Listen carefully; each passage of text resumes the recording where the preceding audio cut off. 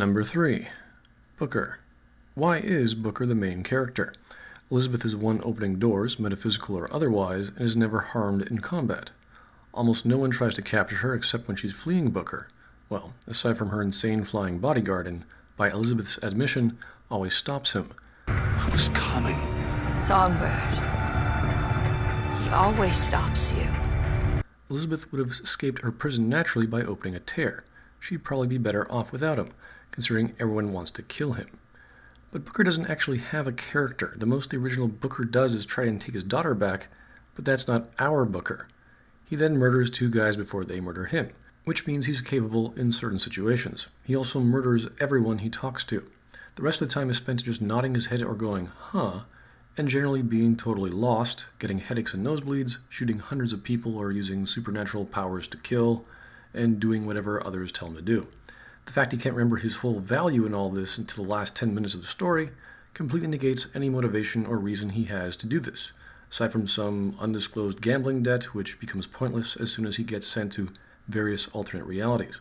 It's also not very good storytelling to give us the reasons why the main character has sudden meaning at the end. By then it's too late for us to care for the guy. Of course, the citizens of Columbia are going to try and stop Booker, not just because of their leader telling him he's a false prophet, but because Booker has been murdering everyone. The entire city. Considering their super-nationalistic and religious zeal, at least the main opposing force has a very good reason to oppose their enemy, who has stolen their leader's daughter and is trying to kill their countrymen. They're just people defending their home. In a sense, that's almost like saying the setting, or Columbia and its people, are the main character despite being the main opposing force. They're defending themselves from this genocidal single super one-man army. When we do encounter some of Columbia's people who are not super nationalistic or religious, we can end up helping them. And then we can murder a few while trying to steal their stuff, even though we could have easily just given them some food or money in exchange for a power-up, because they're just normal people trying to get by. Did I mention before how this game would have been better suited as an adventure title? So, Booker is the main character because this is a first-person shooter and the previous games called Bioshock were first-person shooters. Oh, he's also some sort of murdering racist apparently. So I guess he fits right in here. So why doesn't Booker listen to the Lutece's warning about choosing 77? He was given very few instructions and data on what to do, so why didn't he follow them? Why didn't he throw the baseball away when he does realize it's 77, as if the story wants the audience to know something the protagonist is not aware of? Or even choose 77 in the first place? Why even take part in a flashy festival involving a public raffle when his job was to infiltrate a city and abduct someone? This is an obvious disconnect between the player and the player character, and ultimately just makes Booker look like a brain-dead idiot, despite being lauded as some military genius from the Pinkerton Agency who gets things done. Both through the narrative and through gameplay, he's forced to be reduced to somewhat of an incompetent, though quite capable killer, who can break every record at eating competitions, which includes entire pineapples, watermelons, other fruits, cakes, jars of pickles, loaves of bread, canned sardines, and boxes of bonbons. Why doesn't Booker cover up his right hand? It's quite simple. Again, he shows the audience. Maybe he should find some gloves, bandage up his hand, which could happen later, or at the very least keep it in his pocket the entire time. There's a billboard displaying to the general populace to be on the lookout for a false prophet, known by the mark of AD on their right hand. This is the enemy of the people's spiritual and political leader, a leader everyone worships, and Booker's totally aware of this, yet does nothing to hide it. So Booker is good at killing people, looting their bodies, and instantly eating their hot dogs and fruits, but not much else. When we eventually see the scene of baby Anna being taken, why didn't Booker beat the crap out of Comstock? Why play tug-a-baby? Isn't Booker really good at dealing with these kinds of situations? Put one arm around Comstock's arm that's holding Anna and then turn Comstock into a bloody mess with every other fiber of their being. This is his daughter he's fighting for, and his entire martial prowess has just lost himself as he loses to struggling with an older man. Now, obviously he was scared of hurting Anna, and that's fine. But this is not how I would expect the famous Pinkerton agent to deal with an old man, considering his only talent is killing things and looking good. Well, and eating food out of trash cans, canned or otherwise, like a Bond villain. In my first and only playthrough, I played as an FPS player would. Enter a room, quickly get and shoot everything, and leave just as quickly. In a musical interlude, a scene with a guitar, I completely missed the part where Elizabeth says she wants to lighten up the mood. Hi there. Guitar. A guitar. Wish I knew how to play. It might dispel some of the gloom. My playthrough just skipped past that. Booker just sits down and starts playing. But even with that intro from Elizabeth, the problem with the scene is its unbelievability. Where and when did Booker learn to play the guitar, let alone this song? This scene is optional, so it's not really a big deal. Now let's look at this from the perspective of the little boy. Imagine your little boy just playing in your basement when two strangers pop in. They start playing on your dad's guitar. While one sings to the song, they take food off your shelves and hand it to you, and then they just leave. This scene makes absolutely no sense. If anything, this is showing us just how horrible Elizabeth is with relating to other people, and because someone wanted a musical interlude between these two, and the writer had no clue what they were doing. The song was written in 1907, and the game takes place in 1912. I don't know how popular these songs are or how much music was distributed then, let alone in Colombia, but considering Booker's aversion to religion, you have to ask, where did he learn to play the specific Christian hymn? How did Elizabeth know that Booker was about to play that specific song and just knew the lyrics to it? Why didn't they say anything after the fact? To use music to bring two people together is a very complicated personal thing, especially a duet, but afterward nothing really happens. Barely a setup from Elizabeth, and no conflict, no expression, and no reveal. They may as well have not had the scene at all.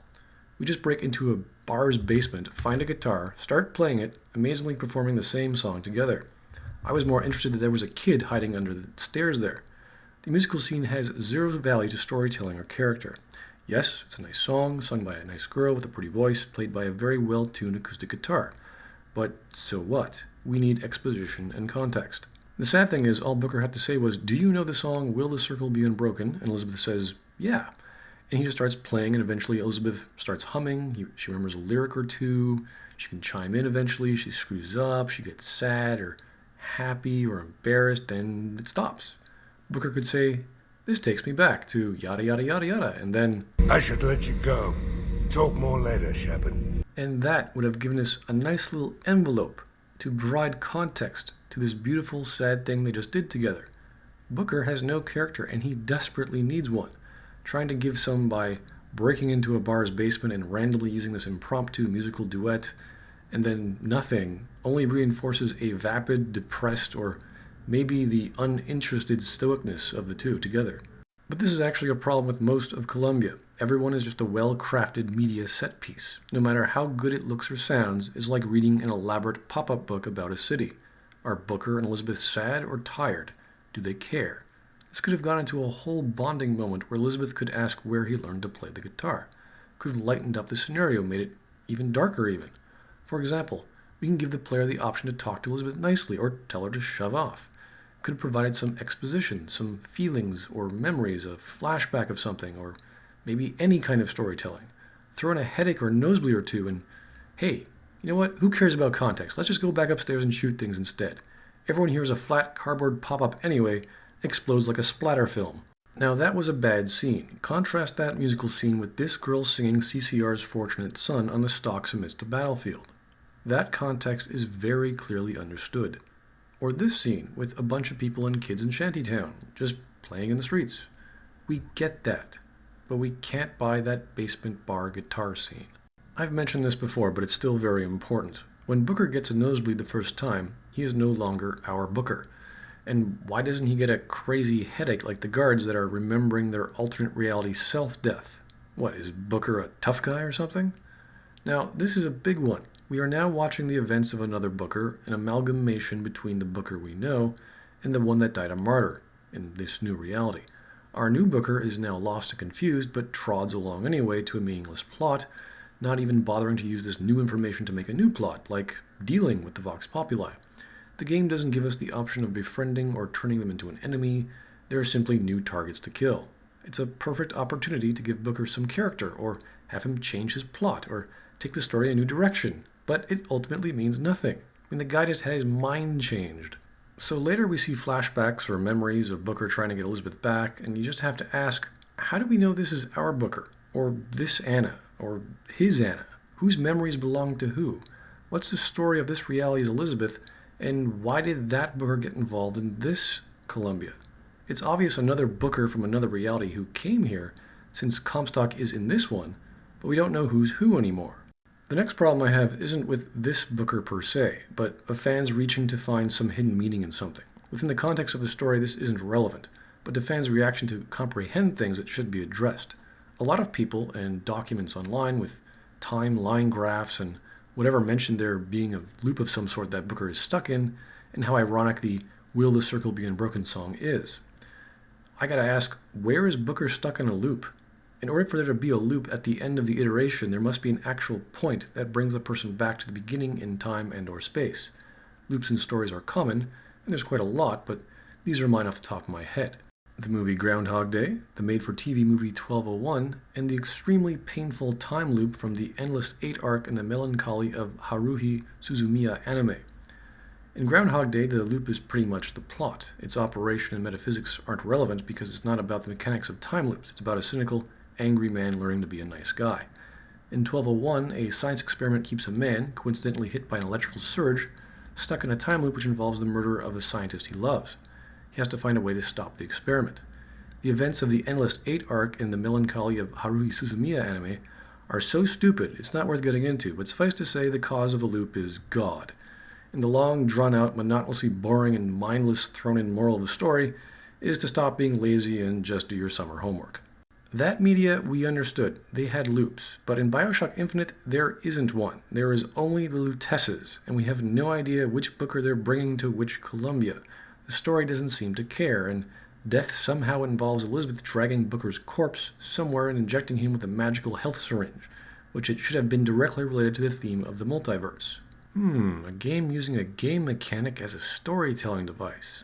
Now, the other obvious problem is this, that Booker really has no agency. I'm not referring to just player agency. The choices one makes in the game don't have any value and are nothing more than cosmetics. We realize the theme of determinism is present, but not properly addressed for the problems that pop up. Our Booker, as a character, if we can call him that, has no real function. He has nothing to do with the story. He doesn't do anything aside from shoot things, which appear to be relevant to us. Anyone, though, could have replaced Booker, like a silent, mysterious stranger suffering from amnesia or anything, really, and he just happens to wield a gun. Booker's death at the end is contrived, as is his desire to kill Comstock everywhere, which is merely a result of Elizabeth's uninformed explanation. He isn't the Booker at that moment in time, or at least the Booker that we can comprehend. He was sent back in time, potentially to an alternate reality, possibly to another baptism river scene, possibly to every infinite version of himself at the baptism. A little confusing, but think of it as how Quantum Leap, Sam Beckett leaps into a body of a person who set right what once went wrong, only do this all across the multiverse. But we don't know where or when or even how Elizabeth can do this. Instead of Booker simply doing what he already did before in the past, where he rejects the baptism, he decides to let Elizabeth just drown him. And in all of this, I call shenanigans. The quote from the beginning of the game made by R. Lutece is, "The mind of the subject will desperately struggle to create memories where none exist." Yet we learn that the metaphysics of people coming into alternate worlds where their counterpart died amalgamates their memories, which means the Luteces never knew this when they were quoted, or they still haven't figured it out, which means the quote is a lie or it's meaningless. From the moment we meet him, Booker is no longer the Booker from his original universe. He's an amalgamation, and he's not creating or forgetting memories. This is not a defense mechanism of someone who is incongruent with what they perceive their reality to be and what their reality actually is. This is how the physical world of Bioshock Infinite behaves, when someone from another reality comes into another. Booker is not deluding himself by inventing memories. He is literally another person. It doesn't make sense to him. He has little control of what he's doing, or can he even understand it? His memories have been changed, and as a result, we can't understand it either. Booker, as a character, should have desperately been trying to find themselves, like after going to that alternate Columbia, leading the Vox Populi toward a better, less violent future, or maybe a more violent one, or at least asking himself why he's trying to get to the First Lady now. He should have had a change of heart when he gets his first nosebleed, or, I don't know, anyone would have done that once they instantly determined that their memory of the past life has been altered. They would ask, who the hell am I? But Booker just ends up being some confused cardboard cutout guy with a gun and supernatural powers, still with amnesia, blindly following other people's ideas, and now with an even more messed up memory. And he still gets himself killed in some metaphysical real estate because he didn't want to become the guy we already proved to us he would never become. And to quote Ash, Booker is definitely this, but in every reality. You just complicate the narrative.